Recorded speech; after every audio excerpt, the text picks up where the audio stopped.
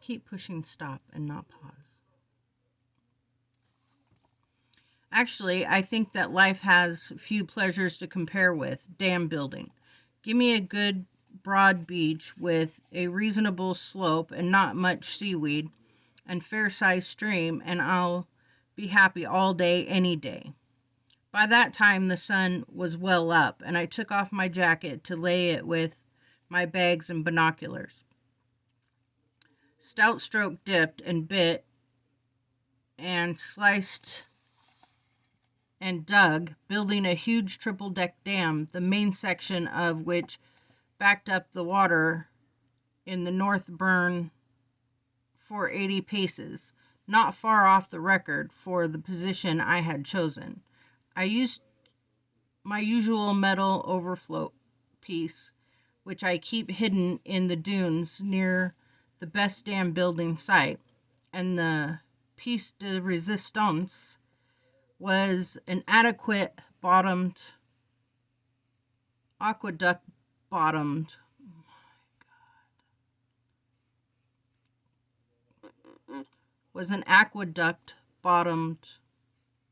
with an old black plastic rubbish bag I'd found in the driftwood. The aqueduct carried the overflow stream over 3 sections of the bypass channel I'd cut from further up the dam. I built a little village downstream from the dam, complete with roads and a bridge over the remnant of the burn, and a church. Bursting a good big dam, or even just letting it overflow, is almost as satisfying as planning and building. It was building it in the first place. I used little shells to represent people in the town, as usual. Also, as usual, none of the shells survived the flood when the dam burst. They all sank, which meant that everybody died. By that time, I was very hungry. My arms were getting sore, and my hands were red with gripping the spade and digging into the sand by themselves. I watched the first flood of water race down to the sea, muddy and littered, then turned to head home. "Did I hear you talking on the phone last night?" my father said. I shook my head. "Nope." Were we finishing our lunch? We were finishing our lunch sitting in the kitchen. Me with my stew, my father with his brown rice and seaweed salad. He had his town gear on, brown brogues, brown tweed 3-piece suit, and on the table sat his brown cap. I checked my watch and saw that it was Thursday. It was very unusual for him to go anywhere on a Thursday, whether Port Neal or any further afield. I wasn't going to ask him where he was going. He'd only lie. When I used to ask him where he was going, he would tell me to fuckle, to Fuki,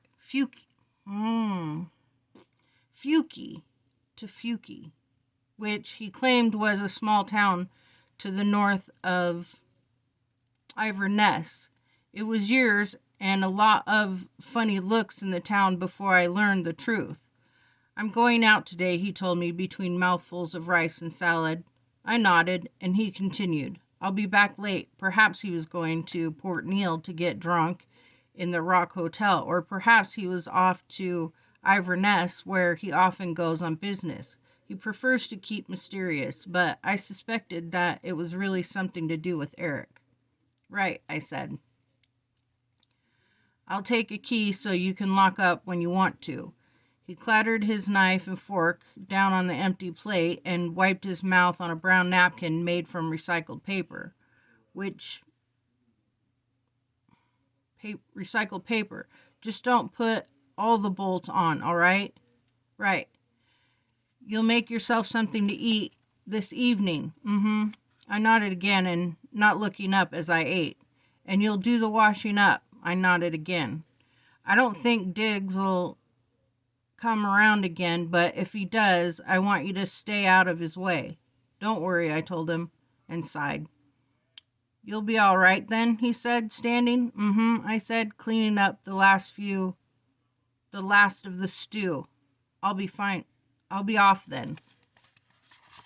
I'm struggling today. I looked up in time to see him place his cap on his head and look around the kitchen, patting his pockets as he did so. He looked at me again and nodded. I said, "Goodbye." "Yes," he said. "Right, you are. I'll see you later." "Yes." He turned around, then turned back, looked once more around the room, then shook his head quickly, went to the door, taking his stick from the corner by the washing machine on his way out. I heard the outer door slam, then silence. I sighed.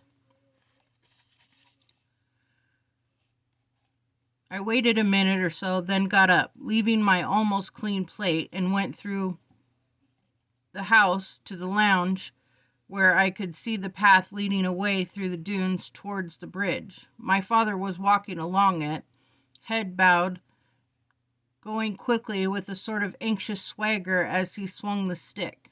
As I watched, he struck out with it at some wildflowers growing by the path side. I ran upstairs, pausing by the back stairwell window to watch my father disappear around the dune before the bridge. Ran up the stairs, got to the door of the study, and twisted the handle briskly. The door was firm. It didn't shift a millimeter. One day he'd forget, I was sure, but not today. After I'd finished my meal and done the washing up, I went to my room, checked for the home brew, and got my air rifle.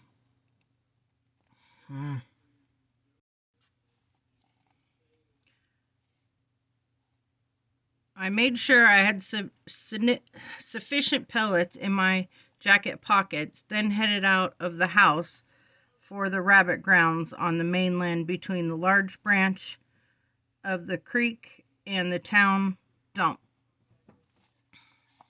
I don't like using the gun. It's almost too accurate for me. The catapult is an inside thing, requiring that you and it are one. If you're feeling bad, you'll miss, or if you know you're doing something wrong, you'll miss too. Unless you fire a gun from the hip, it's all outside. You point and aim, and that's it. Unless the sights are out or there's a really high wind, once you've cocked the gun, the power is all there, just waiting to be released by the squeeze of a finger. A catapult lives with you until the last moment. It stays tensed in your hands, breathing with you, moving with you, ready to leap, ready to sing and jerk, and leaving you in that dramatic pose, arms and hands outreached while you wait for the dark curve of the ball and its flight to find its target. That delicious thud. But going after rabbits, especially the cunning little bastards out on the grounds, you need all the help you can get. One shot and they're scurrying for their holes. The gun is loud enough to frighten them just as much, but calm surgical thing that it is, it improves your chance of a first-time kill. As far as I know, none of my ill-starred relations has ever died by the gun. You've gone a lot of funny ways, the Caldames, and they've gone a lot of funny ways, the Caldames and their associates by marriage. But to the best of my knowledge, a gun has never crossed one off. I came to the end of the bridge where technically my territory stops and stood still for a while, thinking, feeling, listening, and looking and smelling. Everything seemed to be all right. Quite apart from the ones I killed, and they were all about the same age I was when I murdered them, I can think of at least 3 of our family who went to whatever they imagined their maker was like in unusual ways. What their maker was like in unusual ways. Leviticus Caldame, my father's eldest brother, immigrated to South Africa and bought a farm there in 1954. Leviticus, a person of such weapon-grade stupidity, his mental faculties would probably have improved with the onset of senile dementia, left Scotland because the Conservatives had failed to reverse the socialist reforms in the previous Labour government. Railways still nationalized, working class, breeding like flies. Now the welfare state existed to prevent the natural culling by disease. State-owned mines, intolerable. State-owned mines, intolerable.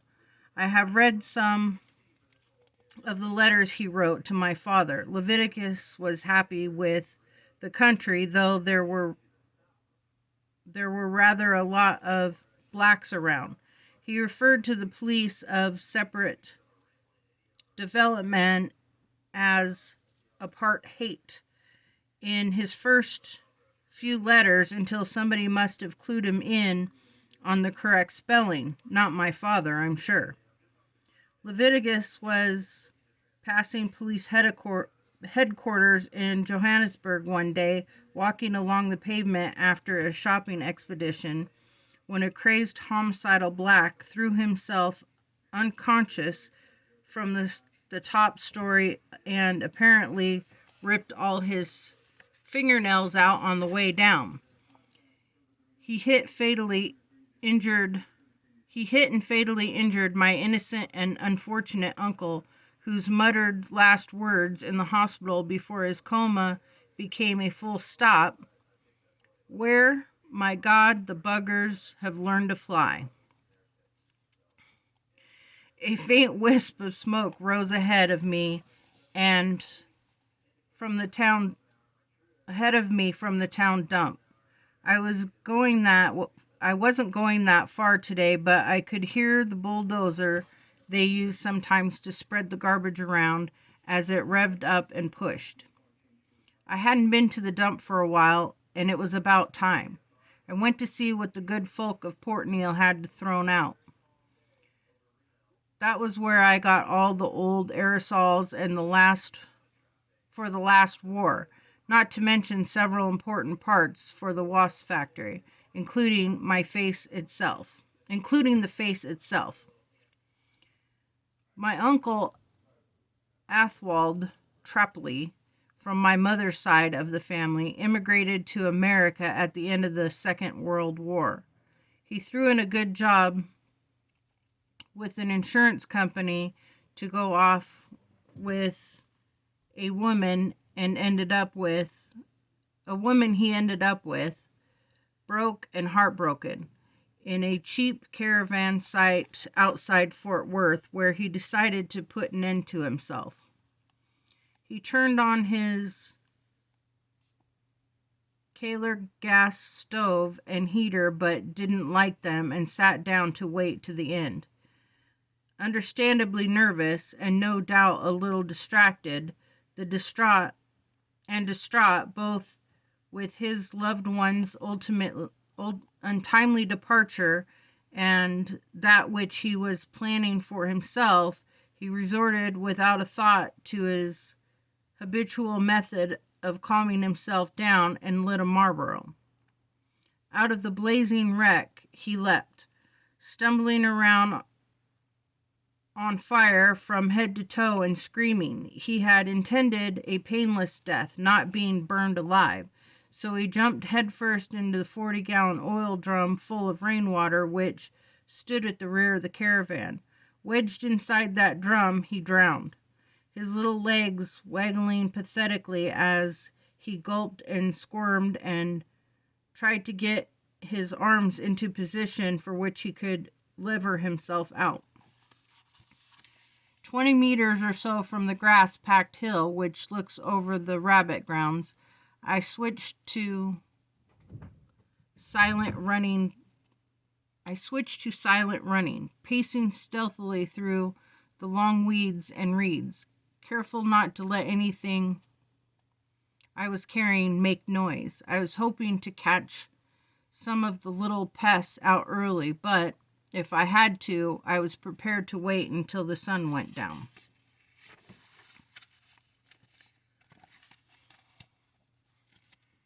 I crawled quietly up the slope, the grass sliding under my chest and belly, my legs straining to propel my bulk up and forward. I was downwind, of course, and the breeze was stiff enough to cover most small noises. As far as I could see, there were no rabbit sentries on the hill. I stopped about 2 meters down from the summit and quietly cocked the gun, inspecting the composite steel and nylon pellet before placing it in the chamber and snicking the gun closed. I closed my eyes and thought about the trapped compressed spring and the little slug sitting at the shiny bottom of the rifle tube. Then I crawled up to the top of the hill. At first I thought I would have to wait. The grounds looked empty in the afternoon light, and only the grass moved in the wind.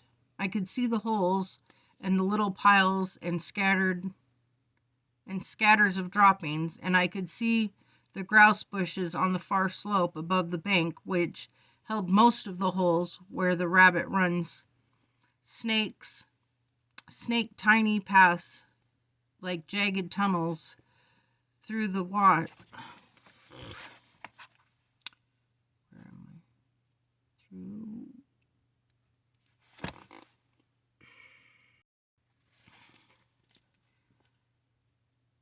Jagged tunnels through the bushes, but there was no sign of the animals themselves. It was in those rabbit runs through the gorse that some of the local boys used to set snares. I found the wire loops, though, having seen the boys set them and tore them out or put them under the grass on the paths the boys used to take when they came to inspect their traps. Whether any of them tripped up by his own snare or not, I don't know, but I'd like to think they did go sprawling head first. Anyway, they or their replacements don't set snares anymore, and I suppose it has gone out of fashion, and they're out spraying slogans on walls, sniffing glue, or trying to get laid. Animals rarely surprise me, but there was something about the buck. Once I noticed it sitting there. That froze me for a second. It must have been there all the time, sitting motionless and staring straight at me from the far edge of the level area of the grounds. But I hadn't noticed it at first. When I did, something about its stillness stilled me for a moment. Without actually moving physically, I shook my head clear inside and decided that the big male would make a fine head for a pull. The rabbit might as well have been stuffed for all the movement it made, and I could see that it definitely was staring right at me. Its little eyes not blinking, its tiny nose not sniffing, its ears untwitched. I stared straight back at it and very slowly brought the gun around to bear, moving it first one way, then slightly the other, and so that it looked like something swaying in the wind in the grass. It took about a minute to get the rifle in place and my head in the correct position, cheek by stock, and still the beast hadn't moved a millimeter. 4 times larger, his big whiskered head split neatly into 4 by the crosshairs. He looked even more impressive and just as immobile. I frowned and brought my head up, suddenly thinking that this might just be stuffed. Perhaps somebody was having a laugh at my expense. Town boys. Maybe my father? Surely not Eric yet. It was a stupid thing to have done. I'd moved my head far too quickly for it to look natural, and the buck shot off up the bank. I dipped my head and brought the gun up at the same time without thinking. There was no time to get back into the right position, take a breath, and gently squeeze the trigger. It was up and bang. And with my whole body unbalanced and both hands on the gun, I fell forward, rolling as I did so to keep the gun out of the sand.